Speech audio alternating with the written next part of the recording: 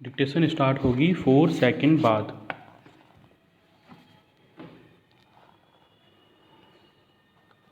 Start. 2500 वर्ष पूर्व यूनान में भाषण कला का जोर था। हर युवक एक अच्छा वक्ता बनना चाहता था। ऐसा ही एक युवक अपने मन में संकल्प लेकर एक संध्या अपने घर से निकला। जाने पहचाने उपवन में वह पहुंचा तथा अनुरोध कर कई लोगों को अपने चारों ओर एकत्रित कर लिया। सभी नए वक्ता ऐसा ही करते थे, अतः उसने भी किया।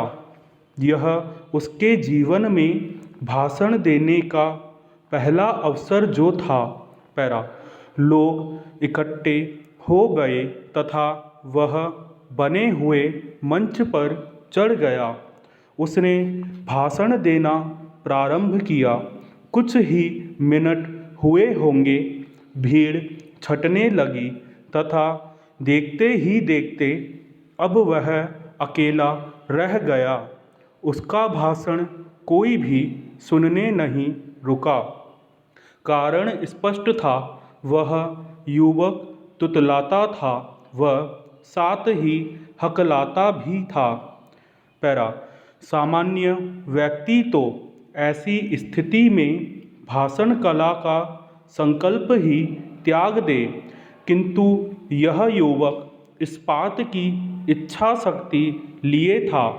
वह एक यूनानी चिकित्सक के पास गया तथा उसे अपनी मनोव्यथा सुनाई। चिकित्सक ने उसे ढांढस बंधाया तथा उसको जीभ के नीचे रखने के लिए छोटे छोटे कंकड़ दिए। चिकित्सक ने कहा, युवक, तुम चाहो तो अपनी जन्मजात निर्बलता को लगन व परिश्रम से समाप्त कर सकते हो। जाओ, अभ्यास करो बोलने का। पैरा। युवक ने वह छोटे छोटे कंकड़ अपनी जीभ के नीचे रखे तथा यूनान के समुद्र की लहरों को उद्बोधित करके युवक बोला, लहरों, आज से तुम ही मेरी गुरु हो तथा तुम ही मेरी श्रोता। और वह नौजवान घंटों घंटों समुद्र के किनारे खड़ा हो लहरों को अपना श्रोता मान भाषण देने लगा। लहरों के उतार चढ़ाव के साथ उसकी वाणी में भी उतार चढ़ाव आने लगा। अभ्यास, अभ्यास तथा और अधिक अभ्यास। दिन बीत गए, सप्ताह भी तथा महीने भी। वह नवयुवक अपनी भाषण कला को पारंगत व परिष्कृत करता रहा तथा जब वह अपनी उपलब्धि से संतुष्ट हो गया तो वापस वहीं आया। उसी उपवन में, उसी स्थान पर पुनः एकत्रित हुए लोग। फिर से एक उत्सुकता लोगों के चेहरे पर थी और जब उस यूनानी युवक ने भाषण देना आरंभ किया तो श्रोताओं की पलकों ने झपकना बंद कर दिया। स्तब्धता छा गई तथा सभी मंत्रमुग्ध हो गए इस प्रतिभाशाली युवक की वाणी पर। भाषण कला का ऐसा श्रेष्ठ रूप पहले किसी ने नहीं देखा था। युवक की भाषण करने की शक्ति का सने सने प्रचार होने लगा। लोग उसकी ओर सम्मोहित होने लगे तथा सारे यूनान पर उसकी भाषण कला की धाक छा गई। यह युवक कौन था? यही था प्रसिद्ध विद्वान डिमेस्थनीज।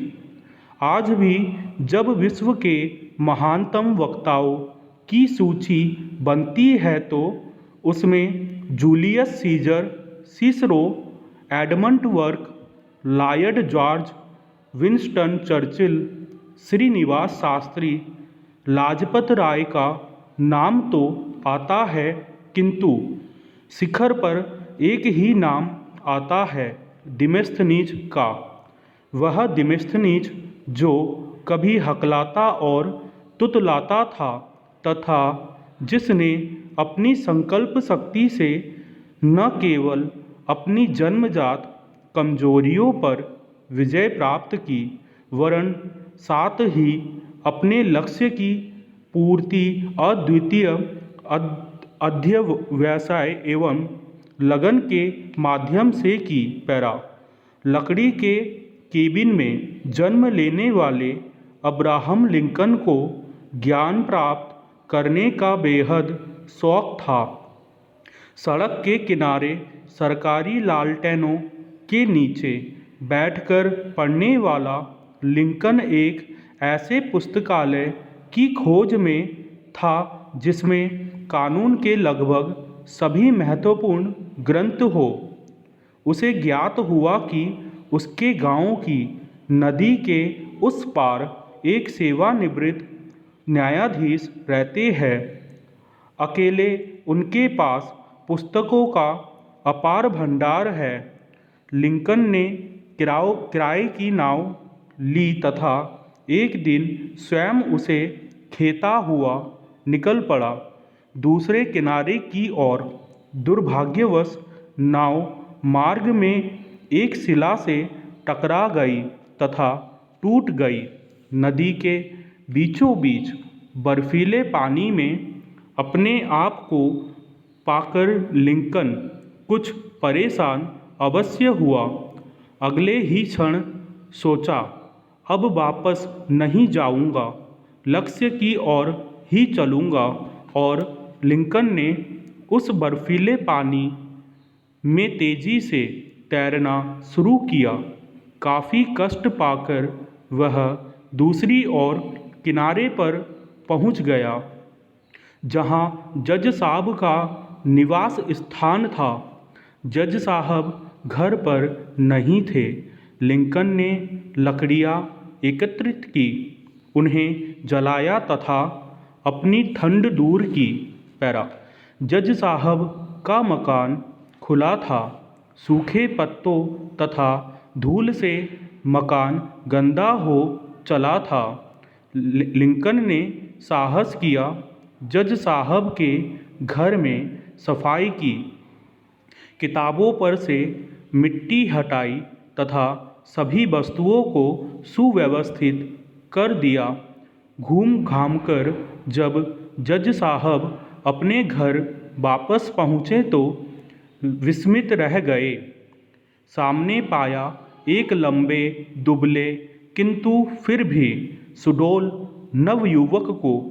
लिंकन ने जज साहब को नमस्कार किया तथा विनम्र भाव से कहा, क्षमा करें न्यायाधीश महोदय, आपके घर की सफाई मैंने ही की है। ऐसी सफाई मैं रोज कर सकता हूँ, आपका भोजन भी पका सकता हूँ, आपकी पूरी सेवा कर सकता हूँ। बस मेरी एक ही प्रार्थना है, मुझे आपकी पुस्तकें पढ़ने दे। पैरा। लिंकन की धुन व लगन से जज साहब प्रभावित हुए तथा आरंभ हुआ लिंकन के जीवन में एक नया अध्याय।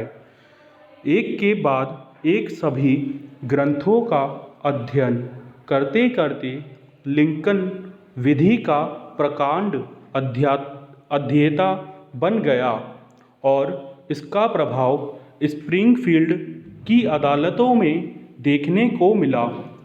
लिंकन की विद्वता तथा भाषण कला के समक्ष विरोधी वकील ठहर नहीं पाते थे तथा न्यायाधीश उसके तर्कों को सम्मान से सुनते थे।